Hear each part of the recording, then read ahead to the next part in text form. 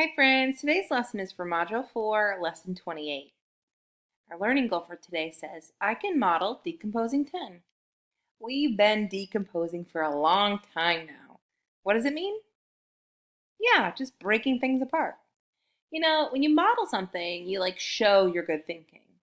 We can model using so many things like our fingers or sets of objects. Linking cubes, those are really good for decomposing and modeling, and also number bonds. We can also, with the sets, draw pictures, right? So today we're going to practice using different things to model decomposing tin. Are you ready? Okay, perfect. See, the thing is, it worked out perfectly. We're talking about this because I went camping this weekend. And I love to camp, but I do not love getting ready to go camping. Oh, there's so many things you have to remember. We had so many people going with us. We had to bring 6 sleeping bags. 1, 2, 3, 4, 5, 6. Oh my goodness, there's so many sleeping bags. And you know what? We didn't all have a backpack. So we had to shove those sleeping bags into 1, 2, 3, 4 backpacks. Man, that was tricky to do. But don't worry, I'm a really good packer. Okay, so look it. Did you know that when you have 6 and you add 4 more, you get 10? Well, it's kind of like we just decomposed 10 and we broke them up into parts. Part were sleeping bags and the other part were backpacks. Hey, let's make a model of this using our fingers. Can you hold up your 10 fingers, your 10 counting sticks? All right, make fists, will you please? Okay, so you should have 0 sticking up now. Let's go ahead and model the 6 sleeping bags. So we're going to put up how many fingers, friends? Yeah, 6. Go for it. 1, 2, 3, 4, 5, 6. All right, if I'm showing 6, how many of my fingers are still scrunched down? 1, 2, 3, 4. Hey, just like those 4 backpacks. If I go ahead and raise up those 4 fingers, I should have 10 counting sticks again, right? See, we can use our fingers to model when we're talking about different parts of tin. And of course, we want to connect all that back to our favorite math tool, the number bond. So if we have 6 sleeping bags and then we have 4 backpacks, altogether the whole amount of items would be 10. See, isn't decomposing tin fun? Well, I'm glad you think so, because the next thing we have to do is set up our campsite.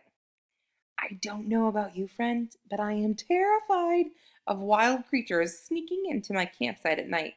So you know what I like to do? I like to put up as many things that are going to be shining lights as possible. So let me look in my backpack. Oh, good.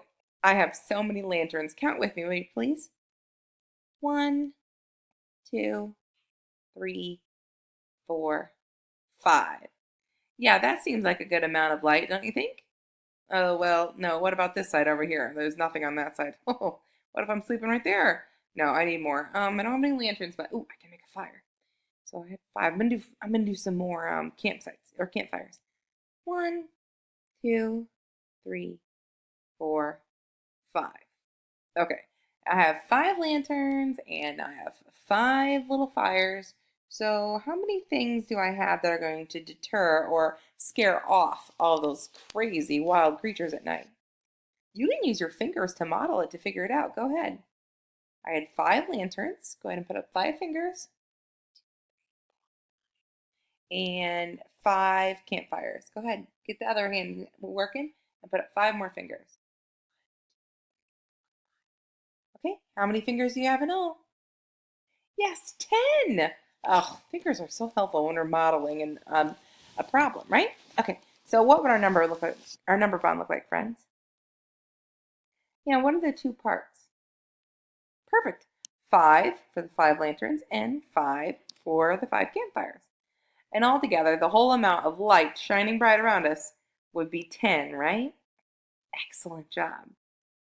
Okay, time for a delicious treat. What's the best thing to eat when you go camping? Good job. Totally s'mores, right? Okay, so here's my campfire. I'm gonna get out the stuff. Oh, I made some delicious s'mores. I could just take a bite of them all. Wait till you see how many s'mores I made. This time, as I'm counting my s'mores, can you go ahead and hold up your fingers to model the number of s'mores on your fingers? Okay, so here we go. 1, 2, 3, 4, 5, 6, 7. Good job, friends. You have up 7 fingers. Hey, what do you notice? One hand is 5, like a 5 group, right? So we have our 5 group, and then how many more? Just 2. Awesome. All right, we're getting to 10 though, so let's see. Oh, I need the tools I use to make a s'more. So 1, 2, 3. You know those delicious sticks that help to burn and toast up the marshmallows. Yum.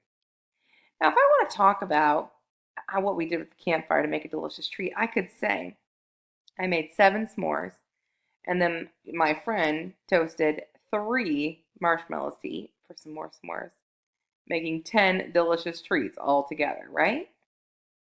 Hey, perfect. Look at, we use objects and our fingers and drawings, number bonds, all to practice decomposing 10, which is great because that's our learning goal, is that you can model decomposing 10. And sometimes we do it using our fingers, sets of objects, linking cubes, and even number bonds. You want to pick out one of the ways to model that's going to work best for you. Maybe you're a fingers person and those counting sticks are really helpful for you. For me, it kind of gets all blurry in my brain, so I like to draw the good pictures and then connect it to a number bond. Because that's the best math tool around, right? All right, good. I can't wait to see how you like to model decomposing 10. So what I'd like you to do is I want you to go ahead and look at this picture.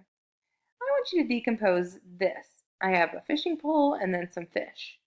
I want you to either write a number sentence, draw a picture, or write a number or fill in a number bond to talk about and show me the different parts that you see.